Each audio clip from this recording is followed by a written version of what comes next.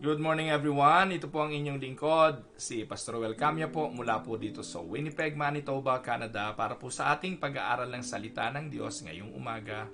Welcome po sa Tinig ng Pag-asa. Magandang umaga po, Kuya Larry Montiliano. Good morning po sa ating lahat na sa oras na ito ay atin pong nakasama sa ating pagbubulay-bulay. Magandang umaga, Ate Lisa Mendoza. Good morning po, Ate Paz Perez, kay Eugene Laudato. Magandang umaga po sa inyo mga minamahal na mga kapatid. Sa umaga pong ito, samahan po ninyo ako sa talatang ating pagbubulayan. Matatagpuan po ito in the book of Colossians chapter 3 verse 17 at Colossians chapter 2 verse 7. So dalawang talata po ito na ating pagbubulayan. Ang sabi po ng unang talata, Colossians 3:17, "And whatever you do in word or deed, do everything in the name of the Lord Jesus, giving thanks to God the Father through Him." Colossians 2:7, ang sabi naman po, "Rooted and built up in Him, and established in the faith, just as you were taught, abounding in thanksgiving." Pagpalain ng Panginoon ang pagkabasa ng kanyang banal na salita na sa umagang ito'y ating pagbubulayan. Kahapon po ay nag-celebrate ang Winnipeg Unida ng kanyang ay 9 na taon ng pagkakatatag at gusto ko pong samantalahin ang pagkakataong ito upang pasalamatan ang bawat isa sa inyo na patuloy pong sumuporta, sa inyo na nanalangin, sa inyo na kapartner namin sa ministry kahit po wala dito sa Winnipeg. Ang katagumpayan po ng mga bagay na nangyayari sa simbahan dito po, sa mga simbahan dito sa Winnipeg o sa Canada rather, ay bunga ng inyo pong marubdob na pakikiisa sa pananalangin, pagsuporta sa mga gawain, at ang patuloy na pagkakaloob. Alam niyo po, kahapon ay nakiusap ako ng pagkakaloob para sa mga kapatid and to give you an update on the offering yesterday. Kahapon po ang Winnipeg Unida ay nakalikom ng mahigit po na $18,000. That is for the month of September. Kasi po once a month lang po nag-o-offering ang Winnipeg Unida. At yun po ay ginawa namin kahapon, September 20. At yung last po kasi na offering ay noong nakaraang August, third Sunday ng August. And on the third Sunday of September, yesterday, we were able to collect more than $18,000. Hindi po kasama yung US dollars kasi meron pong kapatid mula sa US na nagkaloob po ng offering para po sa church. At maraming pong salamat at isa na lang yung hinihintay namin ngayon to complete the Thanksgiving sa amin pong celebration ng 9th year. Yun po ay ang approval na mabili namin yung pong property na amin pong pinaplanong bilhin. Ito po ang magiging unang building, church property of Unida outside of the Philippines. At ito po ay bunga ng pagpapagal, pag-iipon, pananalangin ng mga kapatiran sa Winnipeg. At pinakita ko po ito kahapon. Kung hindi nyo po napanood yung video namin, medyo mahaba lang po, almost 2 hours video po iyon ng aming worship service yesterday. Pero yung mga video na ipinadala nyo po sa akin coming from the viewers of the Tinig ng Pag-asa, pinagsama-sama po iyon at ginawa po yung isang file at makikita nyo po iyon doon sa worship service namin. But eventually, I will post it later dito po sa Tinig ng Pag-asa din at mapapanood nyo rin po iyon. Pero again, maraming pong salamat at ang lahat po ng karangalan ay sa Diyos. Hindi po si Pastor Ruel. Ito po ay bunga lahat ng pagpapagal ng mga leaders ng Winnipeg Unida, ng mga pastor ng Canada na patuloy na nananalangin, at ang bawat isang bahagi ng kaanib ng Winnipeg Unida Christian Church. Muli sa Diyos po ang papuri. At mula po dahil sa puso ng pasasalamat, dinala po ako ng Diyos sa pag-aaral natin ngayong umaga. Pinamagatan ko po ang pag-aaral na ito na developing an attitude of gratitude. Ang tanong nga po, if there was a drug with no negative side effects that will help you eat healthier, exercise more, experience less depression, and sleep better, how long would it last in the pharmacy? Palagay ko kung merong ganung klase ng gamot na kapag ininom mo, makakapamuhay ka ng masaya, tapos You will experience less depression, makakatulog ka ng payapa, at makakapamuhay ka ng mahaba. Siguro nagkagulo na tayo sa pagpila para bilihin ang gamot na ito. Pupunta tayo sa mga doktor siguro para magpa-prescribe ng gamot na ito. At ang pharmaceutical company na makakadiskubre ng gamot na ito, naku po, probably would become billionaire or trillionaire. Kasi po, ang lahat ng tao, ito ang hinahanap. Ang isang buhay na maligaya, isang buhay na payapa, isang buhay na malusog, isang buhay na walang depresyon, at isang buhay na masarap matulog. Hindi po ba? Pero alam niyo po mga kapatid, it may not be a drug, but an attitude. We don't need a drug in order to be happy. We don't need a drug in order to be healthy.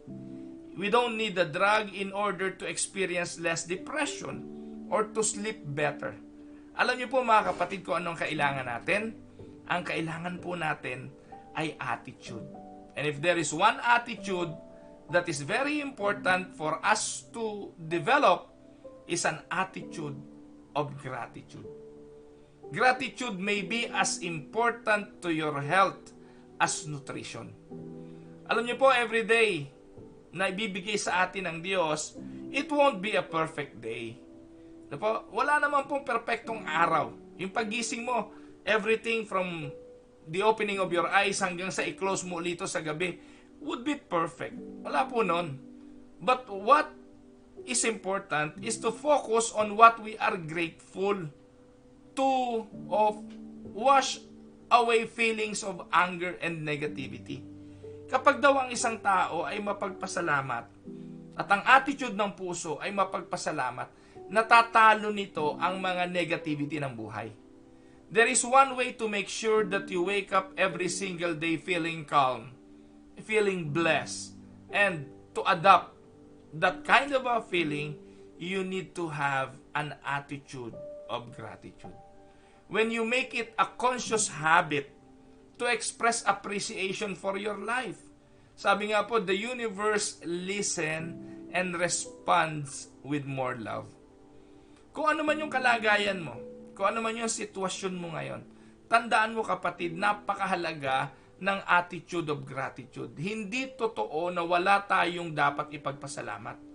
Ang dahilan lang po mga kapatid kung bakit minsan ay hindi tayo nagiging grateful ay dahil pinangingibabaw natin ang attitude of discontentment. Gusto ko pa sabihin sa inyo mga kapatid ngayong umaga, discontentment kills gratitude and happiness. Ang maraming tao ngayon hindi masaya kasi diskontento. Maraming mga tao ngayon ang puno ng problema dahil discontented. At ang mga bagay na ito nag-aalis ng ating kapayapaan. I believe discontentment is a growing disease in our world today. I will admit, some of my greatest frustrations, and likely yours too, often occur when we focus on what we don't have. Doon tayo magaling eh. Mahusay tayo sa paghanap ng mga bagay na kulang. Mahusay tayo maghanap ng mga bagay na wala. Samantalang maraming mga bagay na meron. Maraming mga bagay na nandyan lang. Pero hindi natin napag-uukulan ng iba yung pagpapahalaga. Our list of wants keep us future focused and robs us of a wonderful gift of enjoying the present. Lagi nating hinahanap yung wala pa para magkaroon bukas. Samantalang merong mga bagay na meron ngayon na dapat i-appreciate at dapat i-enjoy. Pero we are looking forward to what we don't have. Kaya ngayon, ano nangyayari? Kayod tayo ng kayod, nagpupursige, nagmamadali tayo sa buhay para habulin yung mga bagay na wala. Yung mga bagay na gusto natin. Pero ang tanong, ano nga bang kailangan sa buhay? Minsan, ang katotohanan, kung ano lang yung meron ka ngayon, ay sapat para mamuhay tayo ng masaya. At walang katotohanan na kapag nagkaroon ka ng bagong kotse, nagkaroon ka ng bagong bahay, nagkaroon ka ng lahat ng mga bago na gusto mo, you will be happy. Hanggat hindi nagkakaroon ng contentment ang puso mo, you will look and find more things to acquire, and with the promise that you will be happy, and don't. It won't. Mga kapatid, gusto ko pong sabihin sa inyo ngayon, sa umagang ito, napakahalaga. When we are caught up with all these wants, it's so easy to forget all the blessings in our lives. Instead of feeling grateful, we may feel entitled or envious. Ano po? Maiinggit ka. Kaiingitan mo yung mga bagay na meron ng iba, yung bagong gadget ng iba, yung bagong television set ng iba, yung bagong acquired na lote o lupa ng iba. Maiinggit ka ng maiinggit. Bagong bahay ng iba, bagong kotse ng iba. So, ano pong kailangan? Ano po? Kapag tayo po ay hindi naging kontento, ganun ang atin pong kahinatnan. And before you know it, we're whining and complaining because we don't feel thankful. We can have a hard time giving praise to our family, to our friends, to our colleagues, and even God. Tandaan po ninyo, ako po hindi masyadong nanonood kay Joyce Meyer, pero merong isang bagay na gusto ko po sa sinabi niya minsan sa kanyang libro. Sabi niya, there is no happier person than a truly thankful, content person. Ang ganda. Maganda, di po ba? Sabi po, there is no happier person than a truly thankful, content person. Successful people practice gratitude. After all, I don't see how you can be called successful if you aren't happy and thankful for all life has to offer. Kapag hindi, ewan ko paano tatawagin successful kung hindi ka hindi ka grateful, tama? Kaya sa umaga pong ito, ang challenge natin sa tinig ng pag-asa ay maging mapagpasalamat. Alam niyo po, itong umagang ito, siguro isa sa pressured na umaga sa akin. Why? Kasi I need to wake up early. At dahil po, dahil po sa kailangan kong gumising ng maaga, hindi po ako napagkatulog. Kasi po nagre-reminisce pa ako nung nangyari kahapon. Yung anniversary kahapon, ang dami kong dapat ipagpasalamat. Tuwan-tuwa po ako nahiga na nagmumuni-muni sa kabutihan ng Panginoon, doon sa mga nag-offer ng song number, doon sa mga bumate, doon sa nagkaloob, doon sa naka-appreciate ng message. Ano po, ang dami ko po tinanggap na message na nagpapasalamat doon sa anniversary message. Very challenging daw. So, natutuwa po ako at overwhelmed po ako yesterday. Nakatulog po ako sa ganong kaisipan. Not knowing na umagang ito, sasalubungin ako ng pressure kasi po ngayon po ang unang araw ng pasok ni Sister Dang sa trabaho. Kaya, wala na po siya sa kama ngayon, no? Maaga ko po siyang inihatid. 7 a.m. ay nandun na po kami sa kanyang workplace, pero ang trabaho niya po mag-start pa ng 7:30. Iniwanan ko po siya doon sa harapan ng pintuan ng company. Wala na po yung ID niya. It is no longer functioning. Maybe kailangan niya mapalit ng ID. Hindi siya makapasok. Pero sinenyasan niya na po ako na go ahead at umalis na ako kasi alam niya malilate na po ako sa tinig ng pag-asa. But I need to prepare a lot of things. Baon po nila, baon ni Bunso, napapasok po ngayon. I need to finish this by 8:15 or 8:10 kasi po I need to bring Ru to the school. So, at meron po akong blood works ngayon ng 8:30. So, ang dami po, no? Ang dami po. Pero, kung pupunuin po natin ang ating buhay ng mga bagay na ito, pupunuin ka ng complaints. Pupunuin ka ng pagkapagod. Pero punuin mo ang buhay mo ng mga pasasalamat sa kabila ng mga bagay na ito, na pressure na meron ka sa buhay mo. You will live a happy and successful life. Amen? So, puntahan natin ang pag-aaral. Paano ba makaka-develop ng attitude of gratitude? So, how can we cultivate an attitude of gratitude? Number 1, simple tips. Si Pastor Ruel, ang mga mensahe po na napapanood nyo sa akin ay pwede nyo gamitin bilang pagtulong sa mga kaibigan, pag-usapan ninyo sa mga small group, pag-aralan po ninyo sa mga Bible studies, kasi this is very practical. Kung kayo po'y supervisor ng company or whatever, you can use this as a huddle challenge. Di ba? Nag-huddle yung mga, kung supervisor ka or lead hand, yung mga tao mo, before you start the work, you do a huddle. So you can use this as a huddle. No? Ways to cultivate an attitude of gratitude. Number 1, write it down. Sulat mo. Make a journal. Keep a gratitude journal. Kapag naglilista ka raw mga kapatid ng mga bagay na positibo, pag naglilista ka raw ng mga bagay na dapat ipagpasalamat, ito'y natatandaan. Kasi yung sabihin mo lang at imemorya mo lang ay okay naman yan. Pero mas malakas ang retention kung hindi mo lang iniisip, kung hindi mo lang minememorya, kundi isinusulat mo pa. So try it for 30 days. So as a start, simulan niyo po. Kung meron kang problema ngayon at lagi kang mapaghanap, lagi kang complain, you are always whining, why don't you start doing a gratitude journal? Try it for 30 days. Be specific about what you are thankful for. Sulat mo lang, nagpapasalamat ako sa, then 1, 2, 3, 4, 5, 6. Maniwala ka o hindi, kulang ang isang buong kwaderno mo, isang page ng kwaderno para iyong isulat ang lahat ng dapat mong ipagpasalamat. So watch how your thoughts develop over time. You may start out simply, but when you add stories and color, it becomes more powerful. Maaring una, specific, no? Isa-isa lang na-identify mo. Pero kalaunan, you will create a story. Nagpapasalamat ako kasi ganito, at without you knowing it, it will become a great testimony. Sabi nga, when you practice gratefulness, there is a sense of respect towards others. Natututunan kang respetohin, igalang, no, yung mga tao sa kapaligiran mo na minsan di natin nabibigyan ng pagpapahalaga. Pero kung atin pong titingnan ang kontribusyon nila sa buhay natin positively, papasalamatan natin. Miski nga yung mga detractors alam niyo po ba yung mga bashers?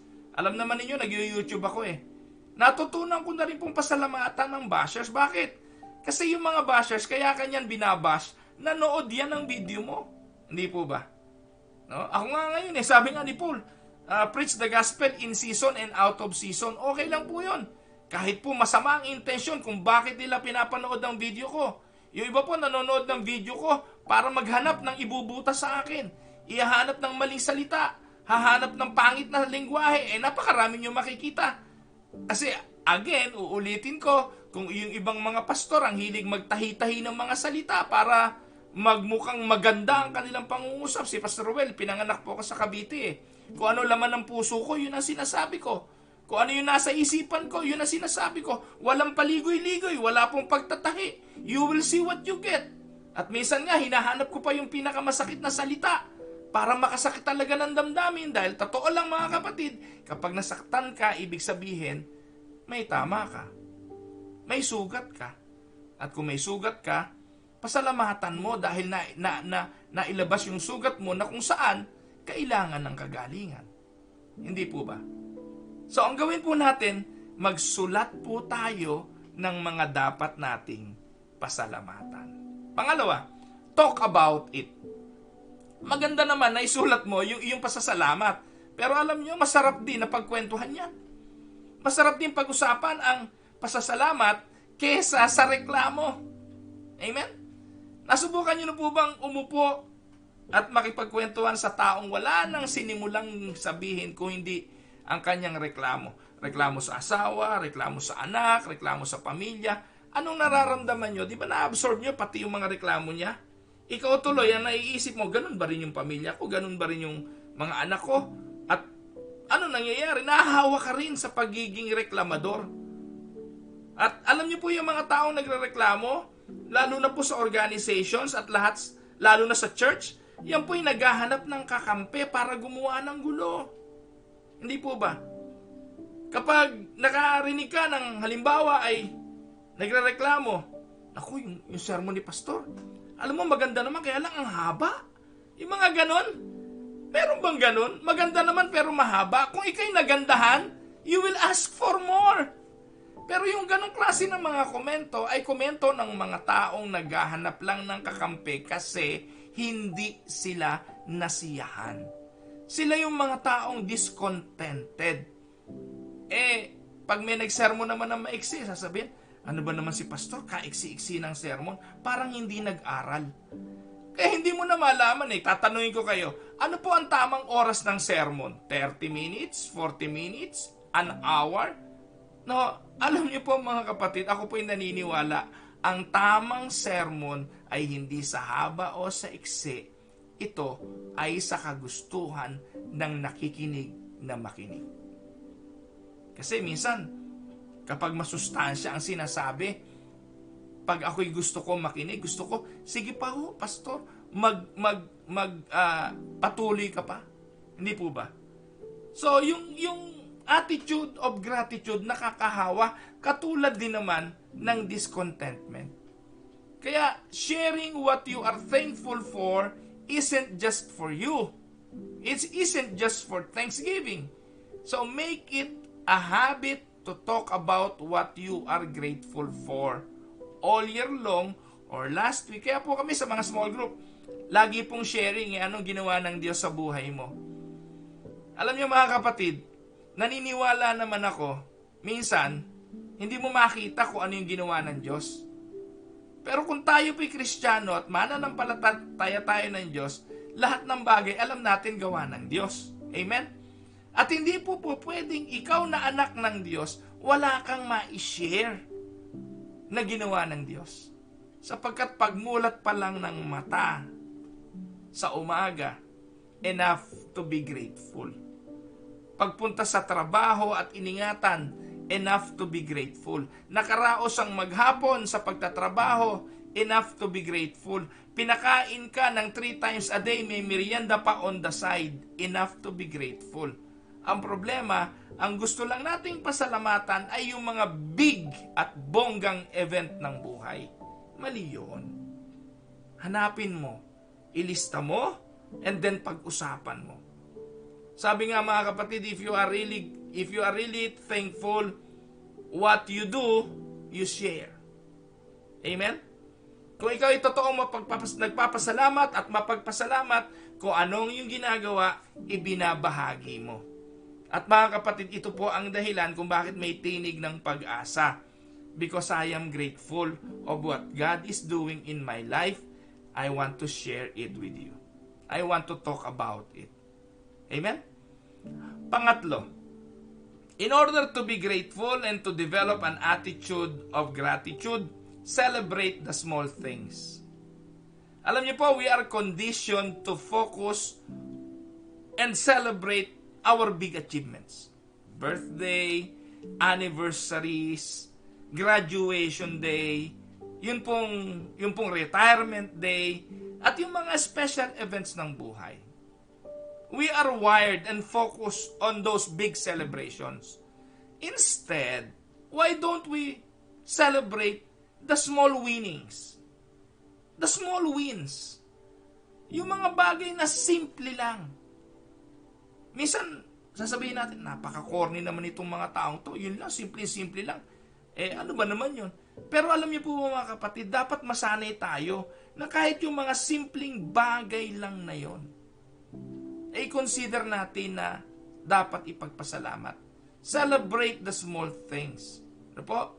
If you fail to ignore the small things and keep rushing from one thing to the next, you will quickly become demotivated. Tandaan po ninyo, who you become isn't determined by the end goal. Rather, it is determined by the person who you become along your journey to success. Ulitin ko, who you become isn't determined by the end goal.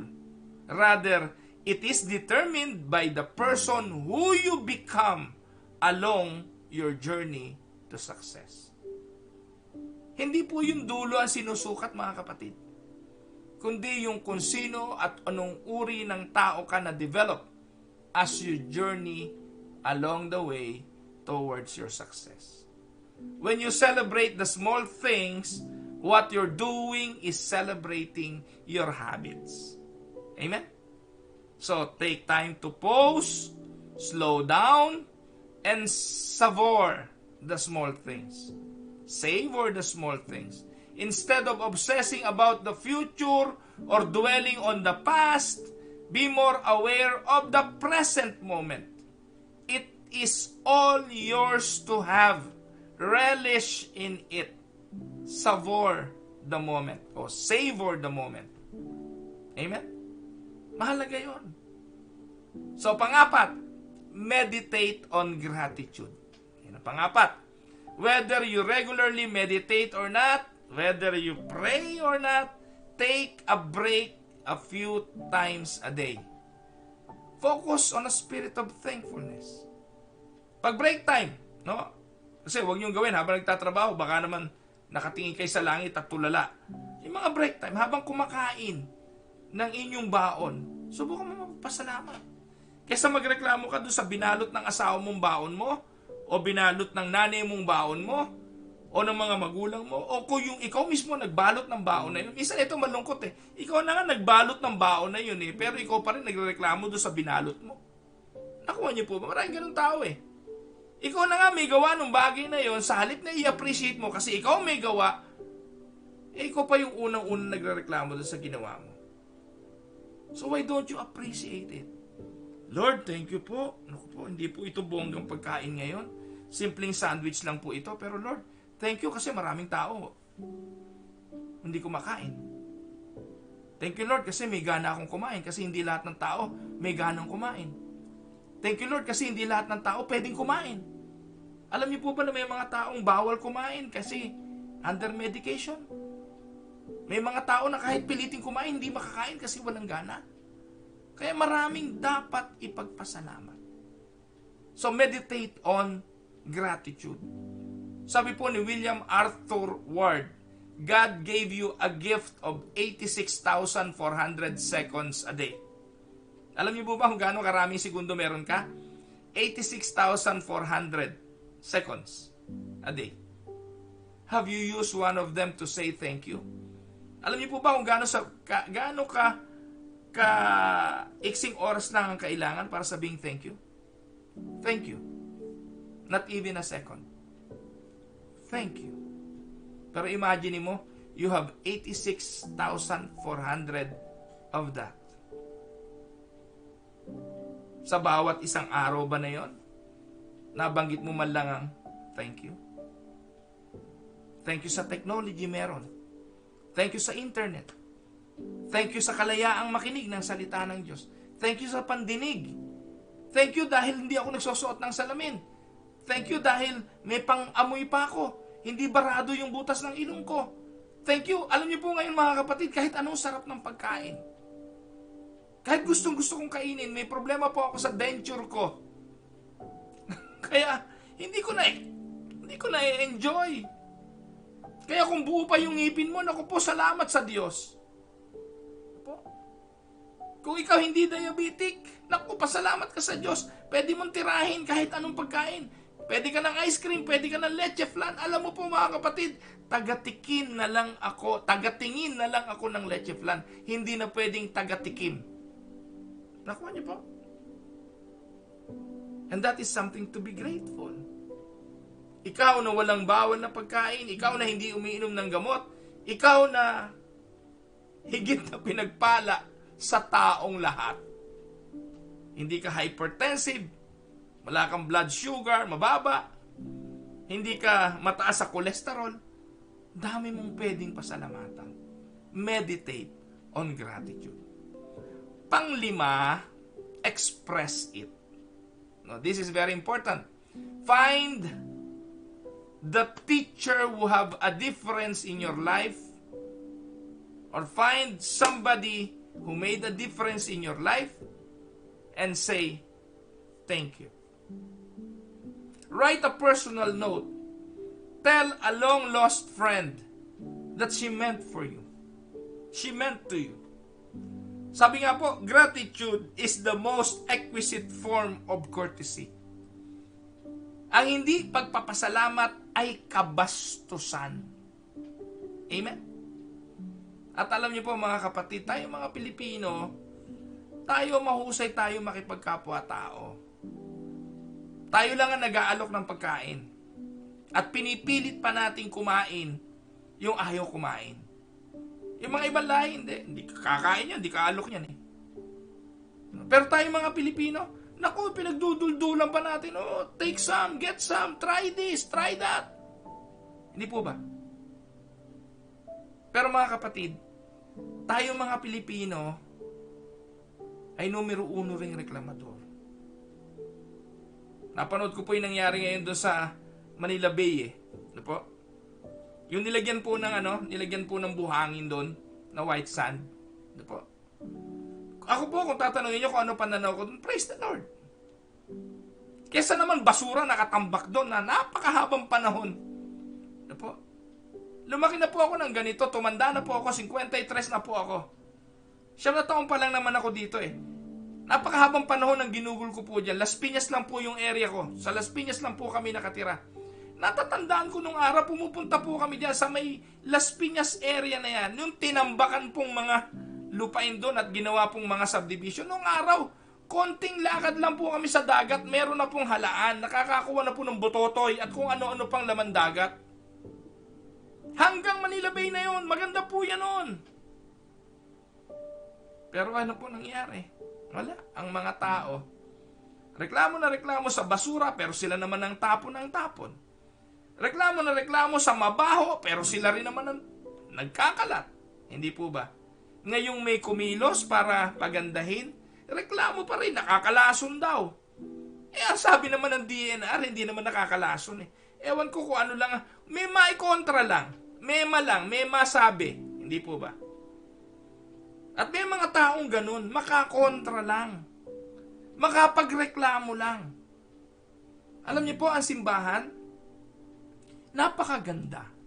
Kapag ang mga mananampalataya, puro grateful. Puro mapagpasalamat. Ang sarap magpastor sa ganong simbahan, hindi po ba? Kaya mga kapatid, marami sigurong inggit na inggit sa akin. Kasi po lagi ko itong sinasabi. Nagpupurit, nagpapasalamat ako sa Winnipeg Unida Christian Church.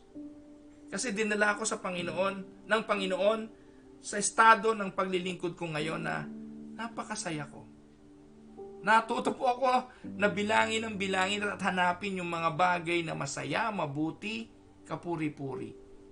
At nakita ko po, ang dami palang ganun dito sa church namin. At ang dami palang dapat ipagpasalamat. So it is only an attitude. When you replace the spirit of grumbling, whining, and complaining with an attitude of gratitude, una kang maaapektuhan ito. Gratitude is the most exquisite form of courtesy. Kaya, lagi po nating gawing magpasalamat. Amen? Yan po yung isa sa natutunan ko rito sa mga Canadian. Yung mga Canadian, simpleng bagay lang. Nakukita-kita mo yung grateful sila, appreciative sila. Yung kapitbahay ko po, nakita nagwawalis ako. Gamit ko po yung walis tingting. Ano po? Yung gawa sa walis tingting. Ano po? Sabi niya, saan ang galing yan? Anong klase ng materials yan? Sabi ko, this is a coconut leaves. Yung nasa gitna. Sabi ko. Can you imagine? Sabi niya, gano'ng karaming coconut leaves yan at pinagpira-piraso tinanggal. Sabi ko, marami. Pero ganun ka-innovative ang Filipino. Yung bagay na tila walang silbi, nagawa naming walis. Sabi niya, gusto kong magkaroon yan eh. Saan ba nabibili yan? Palibasa yung kapitbahay kong puti na yun, di nagpupunta sa mga Asian store. So what I did, pumunta po ako sa bilihan. Kano ba yun? $3 lang naman ho yata yun. Bumili ako ng isang walis tingting. Dinala ko po sa bahay niya. Naku! Niyapos po ako sa pasasalamat. Dahil lang po dun sa walis tingting. So, ganun po sila ka-appreciative eh. Tayo minsan, biyaya na nasa harapan natin. Pero nagreklamo pa tayo eh. Hindi po ba? At alam niyo po mga kapatid, yung hindi ka man lang mapasalamatan is another form of ingratitude. Tama. Kaya mga kapatid, ayoko nang isa-isahin. Pero napakarami ko pong dapat pasalamatan ngayon. Po, pinasasalamatan ko po kayong lahat sa patuloy ninyong pagsuporta sa Tinig ng Pag-asa. At panghuli, pang-anim, in order to develop an attitude of gratitude, seek it. Look for it. If you want to be thankful, get around people with that kind of a characteristic. Some people just bubble over with enthusiasm and gratitude for life. Look for them. Kesa po ang lagi niyong kasama, yung reklamo na reklamo, naku, wag ho kayong magsasasama doon, maahawa ka doon. Yung mga chismosa, wag kayong magsasasama dyan, maahawa kayo dyan. So ang pinakamaganda hong kasama nyo, yung laging mapagpasalamat. Ano po? At kapag ang kasama mo na tao ay laging mapagpasalamat, ang buhay mo mapupuno rin ito. Tandaan po ninyo, life is 10% what happens to you and 90% how you react to it. Amen? Tandaan po ninyo, life is 10% what happens to you. 90% is how you react to it. Yung pangyayari, kung ito ay magiging positibo o negatibo, nakadepende sa magiging reaction mo. Alam po ninyo na ang aking may bahay ay nagkaroon ng stage 2 invasive ductal carcinoma sa breast. Rare po yung mga ganong kaso at ito po ay invasive one. Nung nagkaroon po ng cancer ang misis ko, pagsabi po sa amin ng doktor na ito ay cancer, alam niyo naman yung big C, kapag merong ganon, talaga namang devastating ang epekto nito. Matindi. At nung unang tama nito, akala namin ay, ako bilang pastor, ang unang pumasok sa isip ko, paano na ako? Wala na akong asawa. Hindi pa naman patay yung misis ko. Paano na yung mga anak ko? Wala na silang nanay. Ganun yun, dadalahin tayo agad doon sa pendulum swing to the worst. At yung pinakadulo na yon, doon tayo magdudwell. At mapupuno ang buhay mo ng kalungkutan at pagrereklamo. Sabihin mo sa Diyos, why us? Why her? Why me? Hindi po ba? So, sinimulan po namin na sa aming mga puso, i-develop ang attitude of gratitude. Alam niyo po mga kapatid, ang laki ng bagay na yon para makarecover si Dang. Even her treatment of chemo, wala pong masyadong side effect. At ngayon po, bumalik na siya sa trabaho. At bago po siya bumalik sa trabaho yesterday, may isang kapatid po kami dinalaw dahil may sakit. The same, may cancer din po. Pero tuwan-tuwa po ako habang si Dang ang nagsasalita at ibinibigay yung kanyang karanasan at yung pagpapalakas ng loob sa kapatid na ito na dumadaan din sa ganitong sitwasyon. Tandaan po ninyo, life is 10% what happens to you, 90% how you react to it. So I hope ang ilang mga pag-aaral na ito, ilang bagay na ito ay maging daan para sa bawat isa na makadevelop ng attitude of gratitude. Amen? Mga kapatid, dadako po tayo sa atin pong pananalangin. Samahan po ninyo ako at patuloy nating idulog sa Panginoon ang mga kahilingan ng bawat isa sa atin.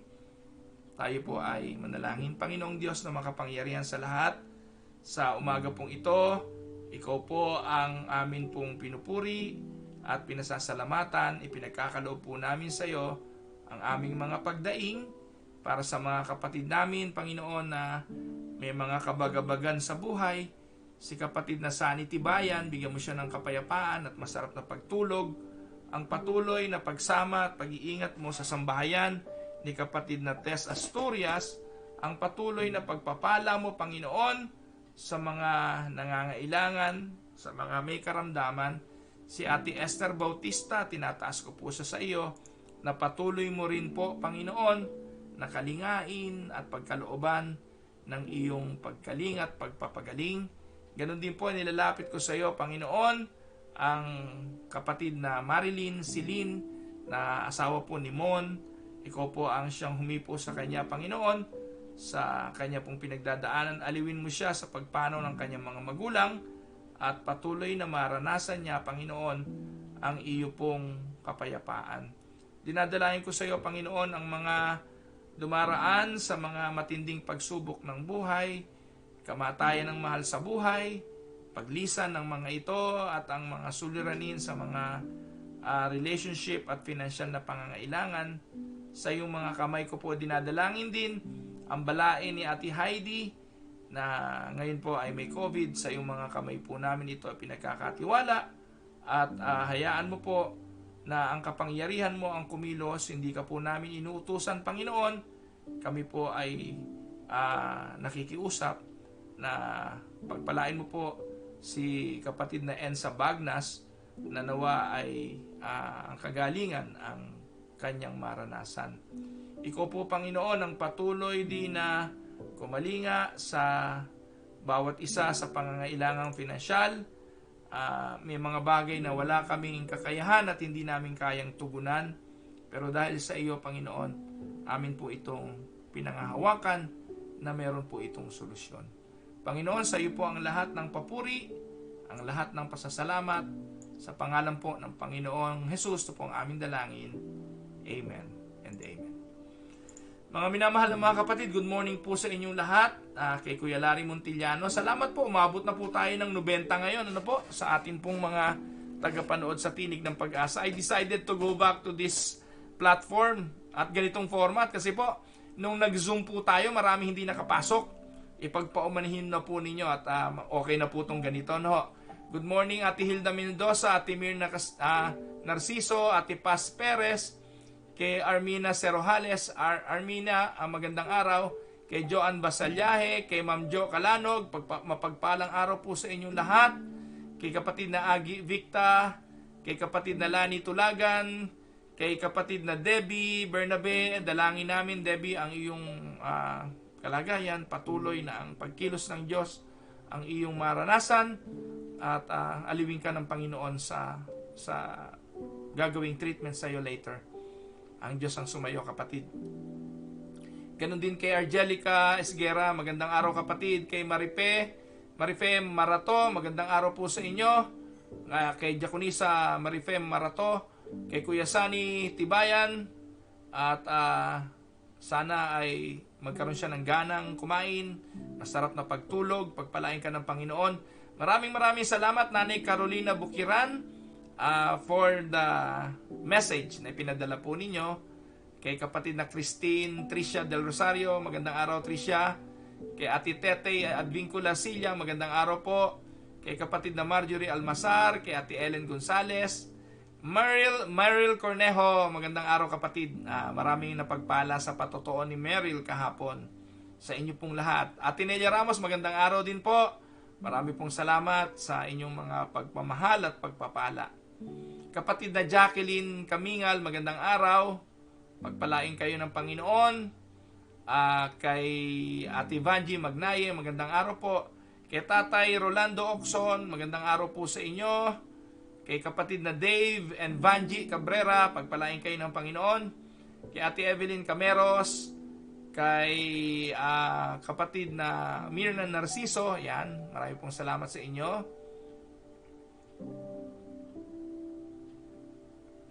Kay Ate Marie Cruz, good morning po Ate Marie Cruz. Kay Agnes Causaren, kay kapatid na Jonathan Villanueva, kay Kuya Eric Maynes, magandang araw po. Ayan, Ate Heidi Mejia, magandang araw po sa inyo. And kumusta na po yung blood pressure nyo, Ate Heidi? Magpagaling din po kayo. Kapatid na Rodante Kerubin, magandang araw po sa inyo. Kay Berna Causaren, kay kapatid na April Pedraya, magandang araw sa inyo. Pagpalain kayo ng Panginoon. Ayan. Welcome sa Tinig ng Pag-asa, kapatid na April. Si Ate Ading Felizardo, magandang araw po sa inyo. Ate Ading, Pagpalain po kayo ng Panginoon. Ate Agi Victa. Ayan. Kano ba? Babasahin ko yung ilang mga comment. Kay Kuya Larry Montiliano, ang sabi po niya, purihin po ang Panginoon sa kanyang kabutihan, pagmamahal niya sa bawat isa sa atin. Maraming salamat din po sa inyo sapagkat kayo ang ginagamit ng Panginoon para sa inyong mga taga-subaybay na nagbibigay ng kalakasang espiritual. Maraming salamat po sa inyo. Kapatid na Lani Tulagan, magandang araw po. Nanay Belen Olaes, good morning po sa inyo. Ate Delia Magkawas and Kuya Ban Magkawas. Salamat sa Panginoon at nakita ko itong mag-asawang ito kahapon. No? Matagal po ko na pong hindi nakikita ng personal. Thank you po doon sa mga nakita ko kahapon, yung mga nag-drop off po ng mga offering nila. Thank you po sa fellowship yesterday. Ganon din po kay kapatid na Egay Quadra. Kuya Egay, magpagaling ka. Ganon din, kumusta kay Tatay Clarito? Pagpalain po kayo ng Panginoon. Ayan, kay Kuya Rodante Kerubin, kay Ate Cora Dolor, pagpalain po kayo ng Panginoon. Kay Sara at kay Predicador June Colina, pagpalain kayo ng Panginoon mga kapatid. Ayan. Ayan, sabi ni Mariel, when I met you po face to face last year, it does not show any worries po sa inyo tungkol sa cancer ni Ate Dang. Yan. You are a good example of faith and gratefulness even in the midst of uncertainty. It shows you trust in our God and thank God healed na po si Ate Dang. It's a great picture of expectant blessing from God because He knows what is best for us when we total surrender all our concerns to Him. Thank you, Meryl. Ayan, God bless. So, sabi ni ARB Garden, sino kaya itong si Ate May Hapita? Ayan, si Ate May Hapita from Lumil, Unida Church. Maraming salamat po sa inyo. Ayan, so purihin po ang Panginoon. So mga kapatid, thank you. At patuloy po ninyong panoorin ang Tinig ng Pag-asa at i-share nyo po sa inyong mga kaibigan.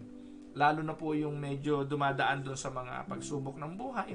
Malay ninyo, yung mga aral natin ay maging instrumental para makatulong sa kanila na bumangon at lumaban sa buhay. So hindi ko na po mababati lahat na po. We have 82 viewers still magpahanggang ngayon.